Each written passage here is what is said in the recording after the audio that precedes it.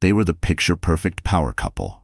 Olivia Hayes, a respected philanthropist and soon-to-be mother, and Ethan Sinclair, her billionaire husband, whose charm and success captivated everyone around them. Their love story dazzled the city's elite, a modern-day fairy tale filled with extravagant galas, whispered admiration, and an image of unwavering devotion. But beneath the glitz and carefully curated perfection, a devastating secret lurked, one that would shatter Olivia's world. When Olivia uncovers Ethan's betrayal, she refuses to play the role of the silent, dutiful wife. Instead, she embarks on a relentless pursuit of truth and justice, peeling back the layers of deception that would change not only her life, but the lives of everyone entangled in the facade. Olivia Hayes had been raised in modest comfort but possessed an unshakable spirit. Growing up in the quiet suburban town of Hollowbrook, she learned resilience from her mother, Margaret Hayes, a single parent who worked tirelessly to provide for her only daughter.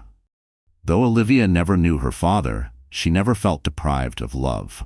Her mother's steady encouragement nurtured her creativity, her fierce independence, and her belief in her own worth.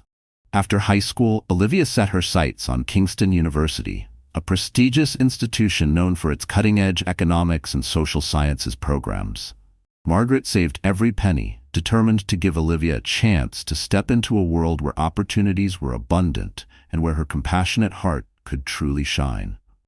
It was there, within the ivy-covered walls of Kingston, that Olivia first met Ethan Sinclair, a brilliant economics major whose magnetic presence seemed to electrify every room he entered. Ethan was the kind of man people gravitated toward. His confidence was effortless, his charisma undeniable. He commanded attention in study groups, captivated audiences in lectures, and carried himself with a quiet certainty that made it impossible to ignore him. Rumors swirled about his family's immense wealth, the Sinclair dynasty, a name whispered with admiration and speculation. Yet, Ethan never flaunted his fortune. He was understated, even humble, at least on the surface. Still, his generosity was impossible to miss. He covered the bill at group dinners, bought expensive textbooks for classmates who struggled to afford them, and poured money into philanthropic projects across campus. In Olivia, Ethan saw something rare: a kind-hearted woman with a sharp mind and a relentless drive to make a difference. They began dating in secret during their junior year, their connection deepening over late-night conversations at the library and volunteer work in the city. For Olivia, Ethan was intoxicating. His intelligence, his ambition, his ability to make her feel like the most important person in the world. She never imagined that one day, he would be the person to betray her in the most unforgivable way. He could switch from discussing global financial markets with razor-sharp insight to playfully teasing Olivia about the whimsical doodles in her sketchbook. His charm was effortless, his intellect magnetic. She fell for him completely, believing in the sincerity of his words and his relentless drive to make the world a better place. After graduation, Ethan proposed to Olivia on the rooftop terrace of a newly built 5-star hotel in Crestwood, a luxury establishment he owned, but had never mentioned outright. Under the shimmering glow of the city skyline, he knelt before her, a dazzling diamond ring in hand, and asked her to be his partner in life and love. Tears welled in Olivia's eyes as she whispered a breathless yes, feeling as if she had stepped straight into the pages of a fairy tale. Their wedding was nothing short of legendary. Socialites, politicians, celebrities, and even high-profile tech moguls flew in from across the country. The Crestwood Times hailed it as the wedding of the decade. The extravagant ceremony boasted an opulent guest list, cascading floral arrangements, and a breathtaking orchestral performance.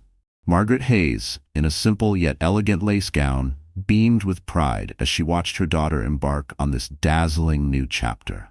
She whispered a silent prayer that Olivia's life would be filled with the happiness she had always dreamed of. For the first few years, Olivia believed that prayer had been answered. Ethan was a devoted husband, unfailingly supportive of her charitable initiatives. He never seemed too busy for an intimate dinner at home, a quiet weekend getaway, or the simple joys of life together. Their marriage radiated the golden glow of a storybook romance. But fairy tales have a way of unraveling. By the time their third anniversary rolled around, Olivia and Ethan had become Crestwood's golden couple. Though Ethan never flaunted his wealth, his success was impossible to ignore. He had built an investment empire from the ground up, a financial titan that employed thousands across the city. Meanwhile, Olivia had carved her own path, founding a charitable organization that provided scholarships for underprivileged students, resources for struggling single mothers, and grants for aspiring young artists. They were a power couple, admired and envied in equal measure. Yet behind the curtain of perfection, whispers stirred. Rumors swirled that Ethan had political ambitions, that his name was being floated among the city's elite as a potential candidate for office. Olivia had no interest in politics. She cared about the tangible impact of her foundation, the lives she could change. She was content to remain in the background, allowing Ethan to soak in the limelight. And soak it in, he did. He thrived under the attention of Crestwood's wealthiest business moguls, its influencers, its power players. Still, on the surface, everything appeared flawless. Then, after 2 long years of struggling to conceive, Olivia discovered she was pregnant. Ethan seemed elated. And Olivia? She glowed with maternal joy, believing, against all odds, that their happily ever after was only just beginning. She had no idea that in reality, the cracks in her fairy tale had already begun to splinter. Yet beneath that glow of happiness, Olivia sensed a shift. Ethan had always been ambitious, but suddenly he became more guarded. His late nights at the office stretched longer, his business trips became more frequent, always justified by high-stakes board meetings or global investment summits. He returned home, of course, but never fully explained where he'd been. His flight schedules didn't always align with the agenda he shared with her. The details didn't add up. At first, Olivia dismissed these discrepancies, chalking them up to the chaotic nature of high finance. But then came the small signs, the ones she couldn't ignore. Ethan's phone would vibrate at odd hours of the night. He would glance at the screen, shielding it from her eyes before slipping it back into his pocket. Once, Olivia found a stray receipt on the kitchen counter. A lavish dinner for 2, in Rome. The same night Ethan claimed to have been in Berlin for a corporate event. Still, she clung to denial. She was pregnant, overjoyed, and desperate to believe that it was all just a misunderstanding. Yet, the distance between them continued to grow. Ethan began to skip Olivia's charity functions, offering polite but vague excuses about business obligations. When they did attend events together, his smile no longer felt real. She noticed a hardness in his expression when she introduced him to her foundation partners, the students she mentored, or the single mothers her program supported. Meanwhile, his extravagant gifts started arriving with increasing frequency. Diamond bracelets, designer handbags, a pair of rare art prints. To an outsider, these would seem like acts of devotion. But Olivia wasn't fooled. She knew the truth.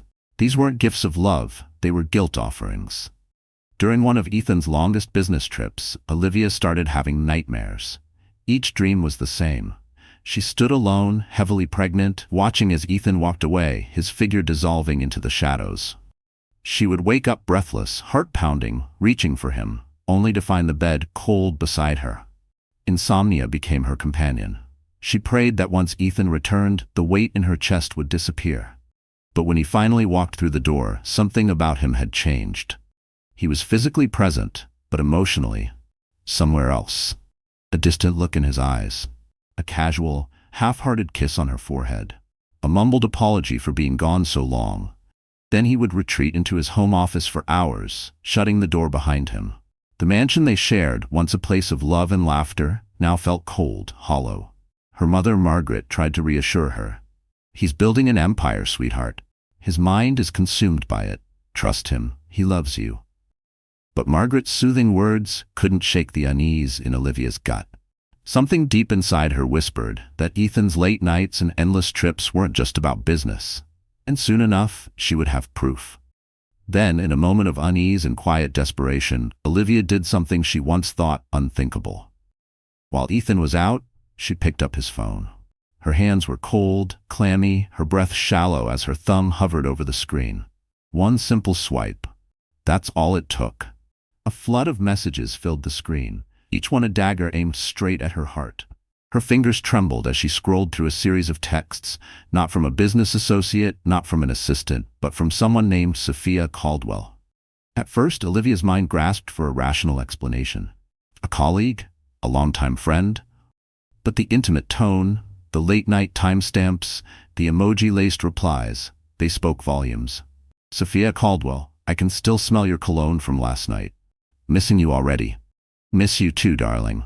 Hang tight until I get back. Olivia's chest tightened. A sharp, pulsing ache formed in the pit of her stomach. Tears blurred her vision, but she kept scrolling. Then she saw them, the photos. Selfies of Sophia lounging in lavish hotel suites wrapped in silk sheets. Images of Ethan, his tie loosened, the soft glow of Paris's skyline behind him. The same night he had told Olivia he was in Berlin. Her stomach twisted. Her hand instinctively moved to her belly where their unborn child rested, innocent, unaware. How could he? A swirl of rage, betrayal, heartbreak clashed within her, making her dizzy. She slammed the phone shut, her pulse thundering in her ears. Then footsteps. Ethan stepped into the living room, his face shadowed under the dim glow of the chandelier. He froze when he saw her, tears streaking her cheeks, his phone clenched in her trembling hand. The room turned airless, the tension suffocating. Olivia, he said cautiously. She swallowed hard, her voice unsteady but sharp. Who is Sophia Caldwell? Ethan opened his mouth, then shut it, like a man searching for a lie but finding none. A flicker of guilt passed over his face, only to be swiftly replaced by arrogance. The defiance in his eyes was something she had never seen before. He stepped forward, reaching for the phone, but Olivia jerked back.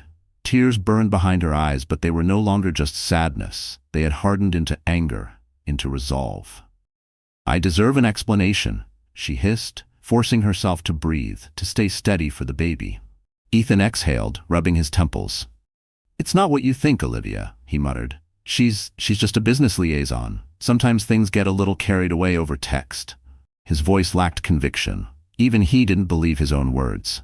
And neither did Olivia. Banter? Olivia repeated, her voice sharp, cutting through the heavy silence. Her eyes burned as she glared at Ethan, daring him to justify the indisputable proof in her hands. Does banter explain the photos, Ethan? She snapped. The candlelit dinners in Rome? The nights you swore you were in Berlin? He blinked rapidly, like a man grasping for a lie but failing to catch one. Then, in a moment of desperation, he switched tactics. I have needs, he muttered, his voice cooling into something detached, callous. And you've been so preoccupied with the pregnancy. He never finished. Olivia raised a hand, not to strike him, but to silence him. Her expression alone, a look of pure disgust, was enough to make him stop cold. Something inside her snapped. She would not be disposable. She would not be blamed. Even if Ethan was wealthier than anyone she had ever known, even if he had the power to bury this scandal, she refused to let him twist this into something about her. Don't you dare blame this on my pregnancy, she spat, her voice trembling with fury. I gave you everything, Ethan. I gave you my heart, my loyalty. Her hand drifted to her stomach. And I am carrying our child. You betrayed us. For the first time, Ethan had no words. Defeat flickered in his eyes for just a moment, only to be replaced by entitlement. I'll fix this, he said finally. But the words were hollow, lifeless. Let's just talk it out. You know we can work through this. Olivia stood there, tears carving silent paths down her face. Her mind whirled with heartbreak, betrayal, and the unbearable weight of what she had just uncovered. She wanted to scream. She wanted to collapse, to run, to erase the last few hours from existence. But more than anything, she wanted to protect the life growing inside her. Her voice barely above a whisper, she uttered the words that sealed her decision. I'm filing for divorce. For the first time, she saw something in Ethan's expression. A flicker of panic. It was gone in a second. His arrogance snapped back into place like a mask. He scoffed. Stop being dramatic, he growled, stepping closer. Let's be rational about this. We're the Sinclairs. We have an image to uphold. But Olivia backed away. This wasn't about image. This wasn't about some fairy tale life she was supposed to protect. This was about self-respect. This was about the child she carried. The lies. The charade. It was over. That night, Olivia barely slept. She sat awake in the guest bedroom, staring at the half-packed suitcase on the bed. Her hands trembled as she folded clothes, each item a reminder of the life she had built with Ethan. A life now tainted by betrayal. She looked down at her growing belly, gently tracing circles across her skin. Softly, she whispered a promise. "I will keep you safe." In the morning, Ethan knocked on her door. His voice was carefully neutral, as if pretending nothing had happened. "Olivia, I brought you breakfast." When she looked up, he was standing there, holding a plate of fruit and toast, as if a meal could erase the wreckage of what he had done. His expression was strained, yet determined, as if hoping that a single act of kindness could somehow erase his sins. "Let's talk," Ethan said. Olivia swallowed the lump in her throat, her voice sharper than steel. "About what?" she shot back. "How you lied to me, for who knows how long? How you tried to blame your affair on my pregnancy?" Ethan frowned, shaking his head in mock disappointment. "You misunderstood me," he muttered. "I'm not blaming you." Then, with an infuriating matter-of-fact arrogance, he added, "I just needed something you weren't giving me." A wave of disgust rolled through Olivia's stomach. Her eyes burned, but she refused to let the tears fall in front of him. She had given everything. "I was carrying our child, Ethan," she said, her voice unwavering. "I was physically exhausted, but I was still here, every day, building our life together. While you were out parading around the world with another woman." Ethan let out a frustrated sigh, rubbing his temples. "Fine, I made a mistake." Then, as if his betrayal could somehow be reframed, he added, "Let's be honest, Olivia, you enjoyed the lifestyle, the mansion, the vacations, the security. This doesn't have to end our marriage. People in our circles, Olivia, they work through these things." She stared at him in disbelief. This was who he truly was. Not the man she had fallen in love with, not the man she had built a life with, but a man who believed that money could excuse everything, that loyalty was conditional, that marriage was just another business deal to be negotiated. A deep, overwhelming sadness settled over her. Had she ever really known him? Or had she just believed in the illusion he carefully constructed? Finally, when she spoke, her voice was eerily calm.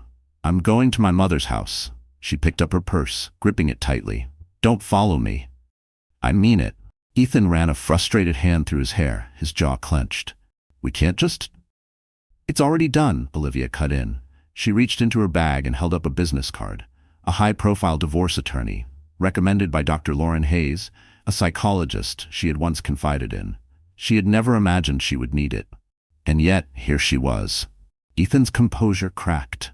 "Olivia, be reasonable," he muttered, panic flashing in his eyes for the first time. "The media will eat us alive. Do you have any idea how the board will react to a scandal?" But Olivia's expression hardened. Her voice was ice cold. "You should have thought about that before sleeping with Sophia Caldwell. This is the consequence. And I'd rather face the media storm than live a lie." For the first time, Olivia saw real fear in Ethan's eyes. Not fear of losing her, but fear of losing control, of losing his power, his business, his reputation, his carefully crafted public image. She could see it all playing out in his mind, the headlines, the whispers, the scandal, and for the first time, he was the one left standing in the wreckage. But Olivia, she was walking away. She had a child to protect and a life to rebuild. Let the tabloids write their stories. Let the world gossip. She would face it all, with her head held high. With trembling determination, Olivia grabbed her suitcase and brushed past Ethan, ignoring his pleas.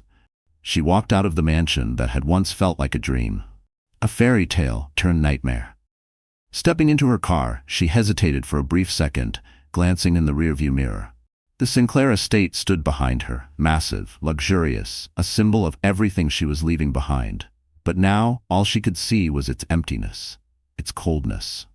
A far cry from the warmth and security she had once convinced herself existed within its walls. She closed her eyes for a brief moment. Then, without another glance, she turned the ignition and merged into the busy streets of Crestwood, forging a new path for herself and her unborn child. The drive felt longer than it should have. But when Olivia finally pulled into the driveway of her mother's modest home, she felt something she hadn't in a long time: relief. The contrast was stark. Margaret Hayes's small, cozy bungalow was worlds apart from Ethan's palatial estate. And yet, this was where she belonged. Not in a marble mansion filled with deceit, but here, surrounded by memories of simpler times. by a warmth that money could never buy. The front door swung open before Olivia could even step out of the car. Margaret's eyes landed on her daughter's tear-streaked face, and within seconds, she was rushing outside. "My baby," she murmured, pulling Olivia into a tight hug, and in that embrace, Olivia broke down. The tears came hard and fast, a flood of emotion she had tried so desperately to contain. Sobs racked her body as she clung to her mother, the weight of betrayal, heartbreak, and exhaustion finally crashing down on her. Inside, they sat together on the worn floral couch, the one Olivia had curled up on as a child, and through broken whispers, she told her mother everything. The affair, the lies, the texts, her decision to file for divorce. Margaret listened, her expression shifting between sorrow and steely resolve. When Olivia finished, her mother reached over and took her hand, squeezing it tightly. "I don't care what happens next," Margaret said. "I'm with you every step of the way." And she meant it. Without hesitation, she cleared out the old guest room, making it a safe space for Olivia. She even brought in a rocking chair, one she had kept in storage for years, an heirloom from Olivia's grandmother. The sight of it made Olivia's chest tighten. She teared up again, but this time it wasn't from grief. It was resolve, because she wasn't alone. She had her mother. She had her unborn child. And she had a future, still unwritten, but hers to create. Meanwhile, in Crestwood, the whispers had already begun. Ethan's business associates heard the rumors. Olivia Hayes had left him, and the world was watching. Some believed it was just a lover's spat. Others suspected something far more serious. The Crestwood Gazette attempted to contact Olivia for a statement. She ignored their calls. She wasn't interested in feeding the media circus. Her focus was on her well-being, on her baby. Meanwhile, Ethan's attempts to reach her grew more frequent and more desperate. Voicemail after voicemail, half-hearted apologies, thinly veiled panic, and of course, the constant reminders of the public relations nightmare they were both facing. Olivia didn't care. She deleted most of them without listening fully. She had no interest in helping Ethan salvage his reputation. That was his problem, not hers.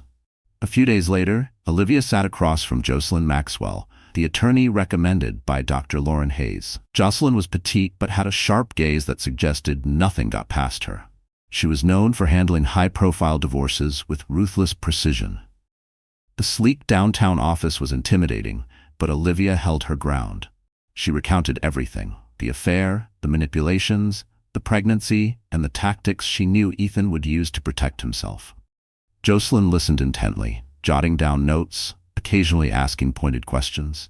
When Olivia finished, Jocelyn leaned back in her chair, fingers steepled. "First," she said, "I'm sorry you're going through this. Second, you are absolutely entitled to full legal protection here. Ethan is a billionaire.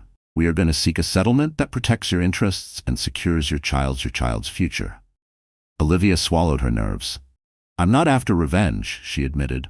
"I just want to be free from him. I need enough security to raise my baby. I've seen how he manipulates situations and I need to make sure we're safe." Jocelyn gave a firm, resolute nod. "I understand completely. I'll file the divorce papers. I'll also contact Ethan's legal team. He will likely try to pressure you into a quick settlement, something that protects him and keeps you silent. Don't sign anything without my approval." For the first time in weeks, Olivia felt something shift inside her. A rush of empowerment. This was her life, and she was taking it back. The storm was just beginning. But for the first time, she felt the faintest flicker of clarity, a glimmer of hope that life could be beautiful again. Over the next few weeks, Olivia felt herself slowly reviving. Living in her mother's home, she reconnected with old friends, people she had lost touch with after marrying Ethan and stepping into his elite social world. She visited her charitable foundation, sitting down with the staff to explain she was taking a temporary leave for personal reasons. The rumors continued to swirl. But Olivia? She didn't hide. With her close colleagues, she was honest. She was done with secrets. She was done with silence. She was done pretending. She was divorcing Ethan Sinclair. And it wasn't amicable. True to form, Ethan flooded her with attempts to change her mind. He sent flowers, sometimes entire bouquets so massive they nearly swallowed her mother's small front porch. He sent apologetic texts filled with empty promises and justifications. And once, he even showed up unannounced. Margaret met him at the door, her expression firm, her voice unwavering. "She doesn't want to see you, Ethan." From behind the curtain, Olivia watched.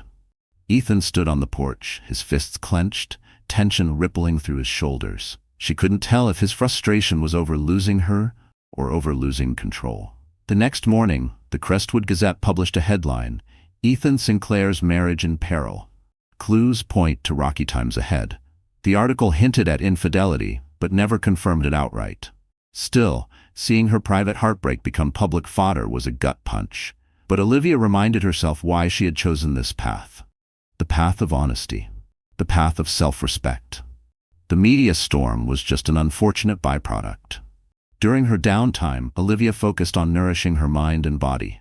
She took slow walks around the quiet streets of Hollowbrook, gazing at the familiar houses she had once raced past as a child. It wasn't glamorous, but it offered her something Ethan's world never could: a sense of belonging. She prepared healthy meals, determined to give her unborn child the best start possible. And one day, unexpectedly, she ran into Jacob Morrison, an old classmate from high school. Jacob had been a close friend, someone who had known her before her world became wrapped in wealth, power, and deception. Now he worked at a local community center, running programs for at-risk youth. The moment he saw her, recognition flashed in his eyes. After a bit of small talk, his face softened with concern. "I heard you moved back," he said gently. "Is everything okay?" Olivia took a deep breath. She hadn't expected to run into someone who had known her before Ethan, before the mansion, before the headlines. "I'm going through a separation," she admitted, "and it's complicated." Jacob's gaze briefly flicked to her pregnant belly, then back to her face. And then, without pity, without any ulterior motive, he simply smiled. "I'm sorry to hear that. If you ever need a friend or just a place to breathe, the community center is always open. We've got yoga classes, cooking demos. Sometimes it's just nice to be around people doing good things." His sincerity caught Olivia off guard. It had been so long since she had felt genuine friendship, uncomplicated by money, power, or expectations. Before she could stop herself, she agreed to visit the center.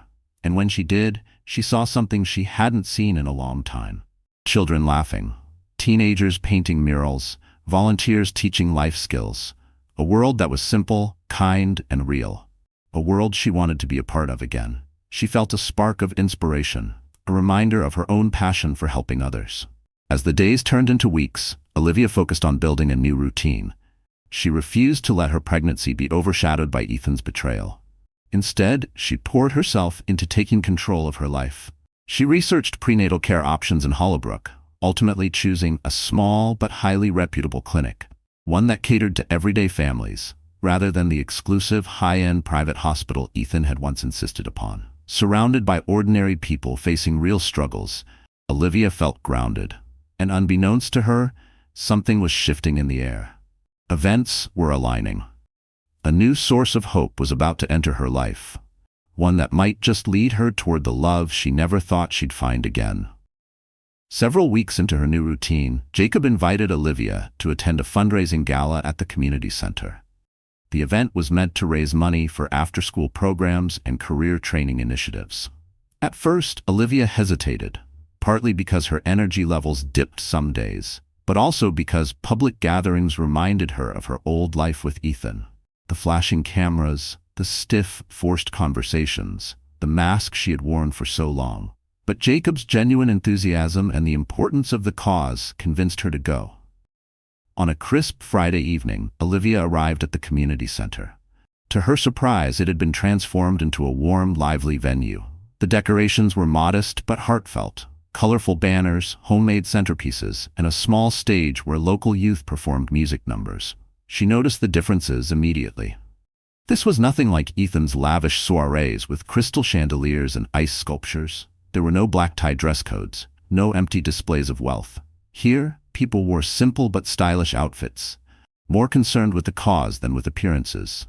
And for the first time in a long time, Olivia felt comfortable. Jacob greeted her warmly, introducing her to the staff and volunteers. Then at one point, he gestured to a tall, well-built man with kind gray eyes. "Olivia, meet Carter Harrington," Jacob said. "He's been a major donor and mentor for our entrepreneurship program."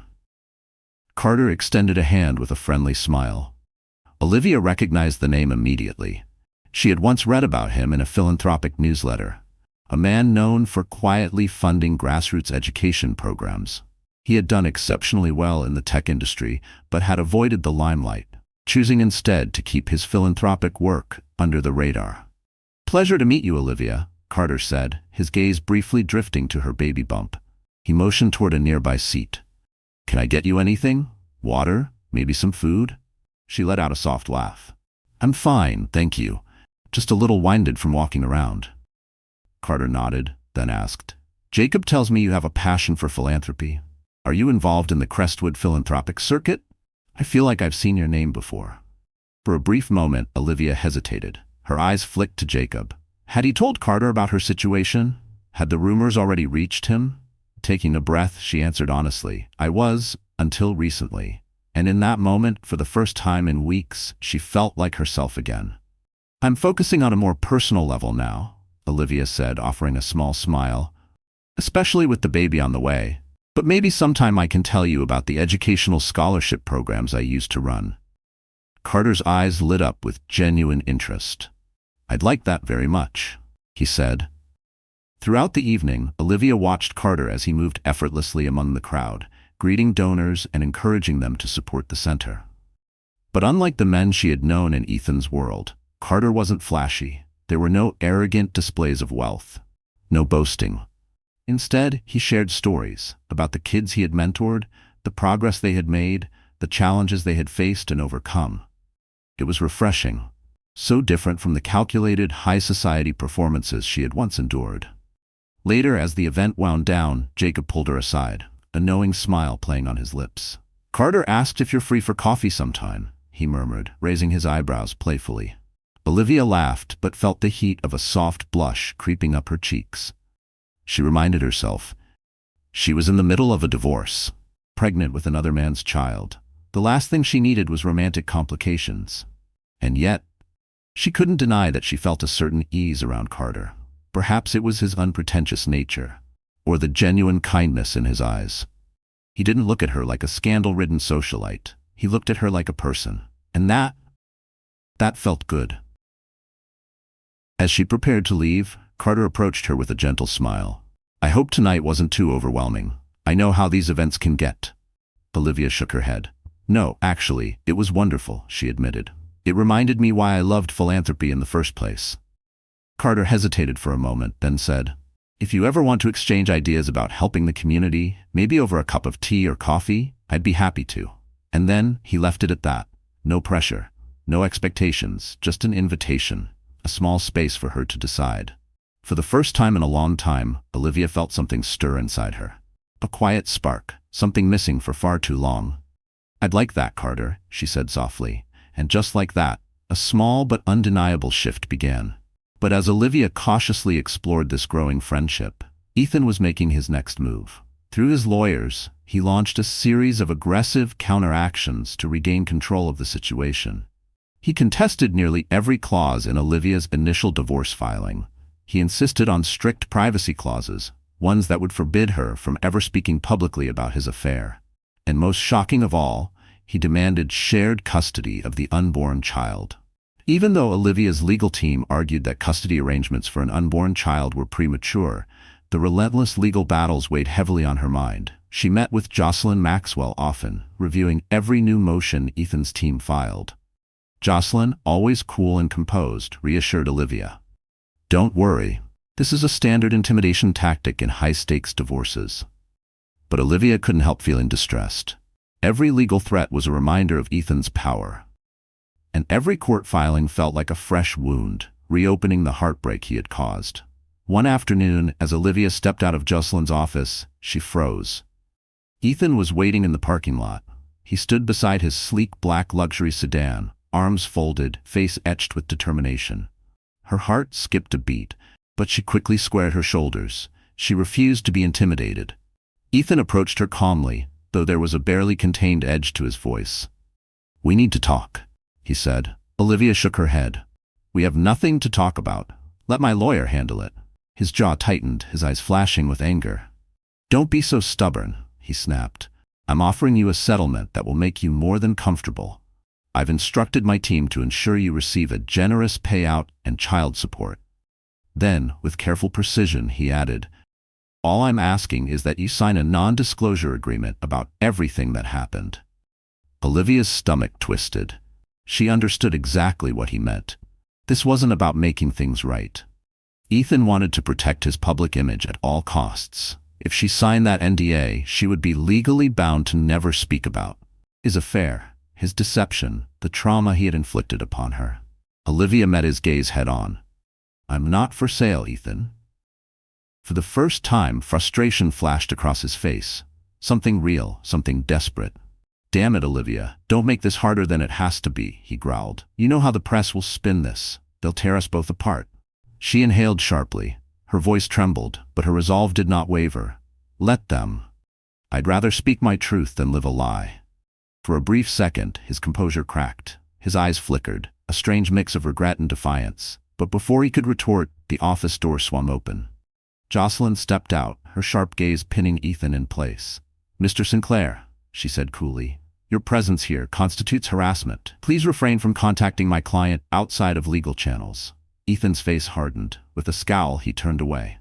Olivia watched as he slid into his car, gripping the steering wheel too tightly. For a fleeting moment, she caught a glimpse of the man she had once loved. Confident, proud, certain of his power. But now he was bristling at the loss of control. With a final roar of the engine, he sped away. And Olivia, she stood her ground, unshaken, unbreakable. Jocelyn placed a reassuring hand on Olivia's shoulder. "He won't give up easily," she warned, her voice steady. "But you have the law on your side. Don't let him bully you." Olivia nodded, though tears threatened to spill. She swallowed hard, reminding herself she wasn't alone in this battle. She had her family, she had her lawyer, and she had a growing circle of new allies. But most importantly, she had herself and an unwavering drive to protect the life growing inside her. Amidst the legal chaos, Olivia found solace in the moments she spent with Carter. What started as a one-time coffee meetup slowly turned into a regular pattern. Once a week, they would grab lunch or tea at a quaint little cafe near the community center. Sometimes they'd discuss fundraising ideas, or Olivia would share her experiences running her former foundation. Other times, they simply talked about life. Favorite books, childhood memories, random hobbies. Each conversation felt like a breath of fresh air. Carter had an easygoing warmth, a presence that made Olivia feel safe. He often asked about the baby. "How are you feeling? Do you need anything?" But unlike Ethan, he never tried to overshadow her or fix her problems with money. Instead, he simply listened, offering thoughtful suggestions only when asked. At first, Olivia tried to maintain an emotional distance. She was aware of her vulnerabilities, newly separated, pregnant, legally entangled in a high-profile divorce. The last thing she wanted was to fall into a rebound relationship. And yet, despite her attempts to keep things strictly friendly, she couldn't deny the gentle flutter in her chest whenever Carter smiled. How her worries seemed to lighten after spending time with him. One evening, after a particularly stressful day of legal meetings, Olivia found herself outside the community center. Carter had invited her to watch a group of teenagers pitch their small business ideas, a sort of mini entrepreneurship fair. She planned to stay for just an hour, but ended up staying long after the presentations ended, chatting with the enthusiastic teens. They reminded her of herself years ago, idealistic, hopeful, longing to make a difference. Afterward, Carter walked her to her car. A cool breeze rustled the leaves overhead. Olivia hugged her coat around her belly, feeling Carter's concerned gaze on her. "I'm okay," she said softly. "Just tired." He nodded, his expression kind. "I can drive you home if you need." She smiled, touched by his offer. "I have my car, but thank you, Carter." And for the first time in a long while, she felt lighter. Not because her troubles were gone, but because, for the first time in a long time, she didn't feel like she was facing them alone. Carter hesitated, then reached into his pocket, pulling out a small silver keychain shaped like a sunflower. "I got this at a crafts fair recently," he said, his voice slightly sheepish. "It reminded me of you, your optimism. I guess it's just a token, but I thought maybe it'd bring you a little cheer." The gesture was simple, yet it meant more to Olivia than he could have known. She gently took the keychain, tears pricking the corners of her eyes. "It's beautiful," she whispered. "Thank you." For a moment they stood there, bathed in the soft glow of a street lamp, the night quiet around them. Olivia's heartbeat quickened. There was an unspoken connection, a tenderness that went beyond friendship, but she also felt the weight of reality pressing down on her. She was still married, still pregnant, still caught in the whirlwind of a scandal. So she simply smiled softly, whispered her thanks, and got into her car. As she drove home, the silver sunflower keychain glinted on the seat beside her. A small symbol of hope. That maybe, just maybe, there was a second chance for happiness waiting for her. After all of this heartache, weeks turned into a month, and Olivia's pregnancy advanced steadily. She felt the baby kicking now. A comforting reminder that amidst all the turmoil, a new life was forming. A life she vowed to protect at any cost. But as the date for the divorce hearing loomed, tensions escalated on all fronts. Ethan's lawyers used every tactic in the book. They accused Olivia of trying to alienate the unborn child from its father. They insinuated that she was emotionally unstable. They even hinted that Ethan might fight for full custody once the baby was born. Olivia's legal team fought back just as hard. They presented evidence of Ethan's affair, his prolonged absences, and his questionable behavior. This wasn't about a father wanting to be present. This was about control, and Olivia refused to let him win. The hearing took place in a grand courtroom in downtown Crestwood. Outside, media cameras swarmed, capturing every arrival. As Jocelyn pulled up, Olivia took a deep breath. One hand rested on her belly, the other clung to Jocelyn's arm for support. As she stepped out of the car, reporters shouted questions, cameras flashing. She kept her gaze down, refusing to engage. She was here to fight for her future. Inside, Ethan was already seated at the defendant's table, flanked by two expensive-looking attorneys. He gave Olivia a curt nod as she entered, but his expression was grim. Gone was any trace of the affectionate husband she had once known. This was a battle now, and he was ready to fight dirty. The judge, a stern woman with a reputation for fairness, called the session to order. Jocelyn presented a compelling argument. Olivia deserved a fair settlement given Ethan's massive assets. Any custody arrangement should be made with the child's best interests in mind. And most importantly, the baby wasn't even born yet. But Olivia knew. This was just the beginning, and she would have to fight harder than ever to win. The baby was born. Linda collapsed back against the hospital bed, her body exhausted, her mind overwhelmed, but her heart full. The sound of a newborn's cry filled the room, piercing through the pain, through the fear, through everything she had endured. Tears spilled down her cheeks as a nurse gently placed the tiny bundle in her arms. A rush of love, fierce and unbreakable, surged through her. This was what she had fought for. This small, perfect life, her child, her new beginning. Catherine sobbed softly beside her, stroking Linda's hair. "You did it, sweetheart," she whispered. Linda smiled through her tears, her gaze locked on her baby. "We did it." 2 weeks earlier, in the courtroom, Jocelyn had delivered a powerful argument, citing not only Andrew's infidelity but the emotional distress Linda had suffered due to his actions. Andrew's lead attorney dismissed the claims, insisting that his personal affairs were irrelevant to his ability to parent. Mr. Morgan has the financial means to provide a stable life for the child, something Miss Parker cannot match independently. Then, in a veiled attack, he suggested that Linda was being manipulated by lawyers looking for a payday. Through it all, Linda remained composed, even as her heart pounded in her chest. She refused to let Andrew's team paint her as a gold digger or an unfit mother. She had her truth, and she clung to it. After hours of back-and-forth arguments, the judge delivered her preliminary ruling. Linda was entitled to a substantial settlement, given the nature of her marriage and Andrew's admitted infidelity. Any custody decisions would be tabled until after the baby was born. Both parents were expected to prioritize the child's well-being over their own reputations. Andrew's attorney bristled, but the gavel came down, ending the discussion. A weight lifted from Linda's chest. The divorce wasn't finalized that day, but the judge's decision signaled victory. Most importantly, she felt validated in her stand against Andrew's manipulations. Outside the courthouse, the media was relentless. Microphones were shoved toward her face, cameras flashing, reporters shouting, "Linda, do you have a statement?" She met their stares calmly, steadily. "I trust the legal system to do what's right for me and my child." Then, she stepped into Jocelyn's car and drove away from the chaos, clinging to the hope that freedom was finally within reach. Weeks later, the contractions came too soon. Linda's heart raced as panic gripped her. "It's too early," she whispered, gripping the kitchen counter. Catherine didn't hesitate. She rushed Linda to the hospital where doctors confirmed what she already knew. She was in preterm labor. They tried to slow it down, giving the baby more time to develop. But some things are out of our control. Some things are meant to happen when they're meant to happen.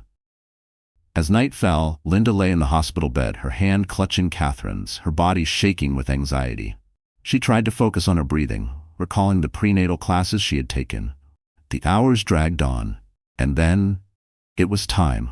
The baby was determined to make an entrance. Labor was intense, but Linda's resolve was fiercer. With every push, she thought about Andrew's betrayal, the legal battles, the public scrutiny, everything she had endured, and with one final pain-filled effort, her baby was here. And in that moment, everything changed. She heard the first cry of her child, a tiny, premature but vibrant baby boy. The sound unleashed a wave of love and relief so powerful that Linda burst into tears.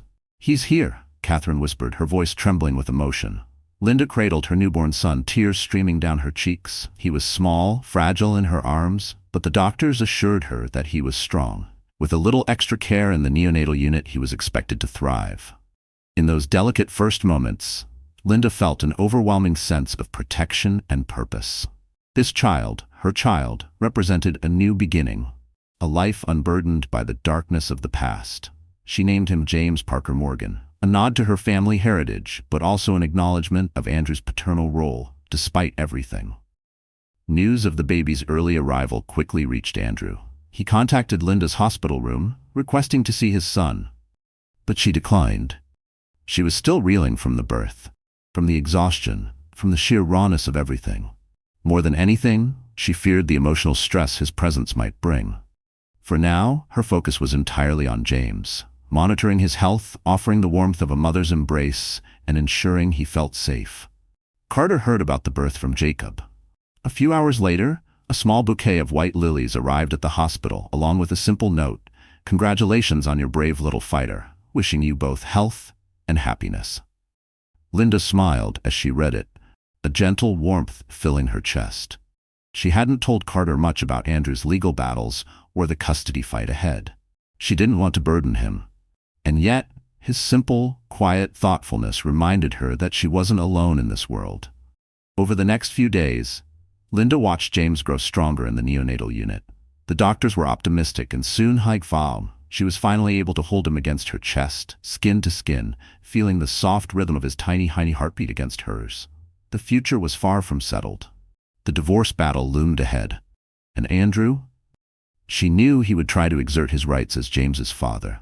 But for now, Linda allowed herself to simply be a mother, to breathe, to exist in the bliss of new motherhood. Each time she looked into James's tiny face, she sensed a silent but resolute message. We survived this, and we will continue to rise above whatever comes next. The months that followed, life gradually settled into a new rhythm. Linda remained at her mother's house, adjusting to the joys and challenges of caring for a newborn. The legal battle with Andrew dragged on, his attorneys continuing to press for custody arrangements. But every time Linda looked into James's wide, curious eyes, she felt a renewed strength. She would fight for him. She would protect him, no matter what it took. Carter, ever mindful of Linda's delicate situation, kept a respectful distance. But still, he checked in regularly. He sent encouraging texts. He left small surprises on the front porch. A book on parenting, a box of herbal tea, a note reminding her that she was doing an incredible job. Nothing overbearing, nothing that felt like an obligation. Just kindness. And in those quiet moments, Linda realized something. She wasn't just fighting for freedom. She wasn't just reclaiming her life. She was slowly stepping towards something new. Something that felt like peace. Something that, just maybe, felt like hope. Carter's small gifts for baby James never felt extravagant. Handmade blankets, children's storybooks from local artisans, simple gestures, yet they meant everything. Unlike Andrew's grandiose displays of wealth, Carter's kindness came with no expectations, no conditions, just care, just sincerity. Each act of thoughtfulness touched Linda deeply. It was a world apart from what she had known before. As Linda regained her strength, she gradually resumed her community work. She began volunteering again at the local center, sometimes even bringing James in his stroller. The teenagers who had once stood before her pitching their business ideas were thrilled to meet him. They gathered around, gazing at his tiny face, waving playfully. Jacob teased her often. "I think you've got the youngest fan club in town, Linda." She only laughed, relishing these wholesome connections.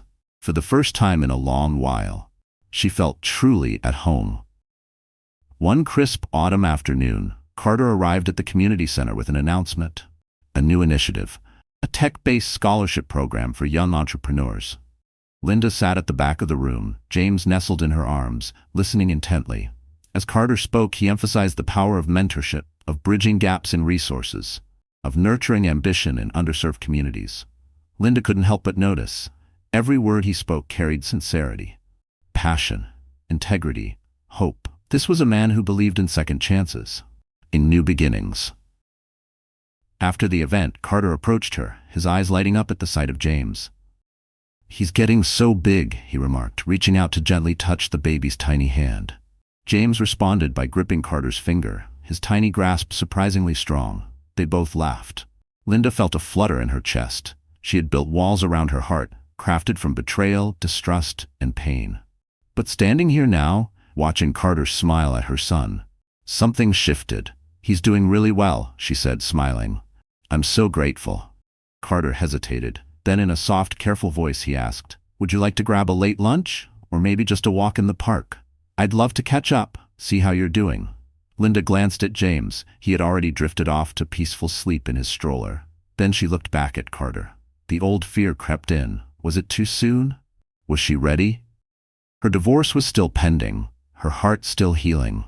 But then she reminded herself, this was not Andrew. This was a man who respected her boundaries, who supported her purpose, who had never once pressured her for anything. A man she could trust. So she took a deep breath and nodded. A walk in the park sounds wonderful. They strolled through Maplewood Park, the crisp breeze fluttering the golden leaves around them. James gurgled contentedly in his stroller, calmness, and for the first time in years, Linda felt something unexpected. Peace. As they walked through the quiet park, Linda finally let herself open up. She spoke about her worries, about raising James alone, about the custody battle still looming over her, about her fear that Andrew might use his wealth to manipulate the legal system. Carter didn't try to fix it. He didn't offer empty reassurances. He simply listened, with understanding, with kindness, with empathy. And in that gentle moment, as Linda watched Carter interact warmly with her son, something shifted inside her. She no longer felt weighed down by Andrew's betrayal. Her divorce wasn't finalized yet. There were still battles ahead. But she had come so far from the broken woman who had once discovered those damning texts on Andrew's phone. She had rebuilt herself. She had found a better love, not just someone to romanticize her, but someone who proved through action that kindness and authenticity still existed in this world. As the sun dipped below the horizon, painting the sky in soft shades of pink and gold, Carter turned to her, his eyes warm, steady. "I care about you, Linda." His voice was gentle, certain. "I'm not pushing you for anything more than friendship right now. But I want you to know I'm here, for you, for James, whenever you need me." A tender warmth coursed through her. Without overthinking it, she reached out, squeezing his hand, her voice soft with gratitude. "Thank you, Carter." A pause. Then, "I care about you too." In that quiet confession, Linda took a leap of faith. Not just toward Carter, but toward a brighter future. A future not defined by betrayal and heartbreak, but by hope, by resilience, by the promise of genuine love. She had walked through the fire, and she had come out stronger on the other side, ready to embrace whatever life held for her and her precious son. Thank you for following Linda's journey, a story marked by betrayal and heartbreak, yet ultimately illuminated by courage, hope, and the discovery of love. If you've been captivated by this drama of high-stakes infidelity, hidden secrets, and a mother fighting for her child's future, we invite you to show your support.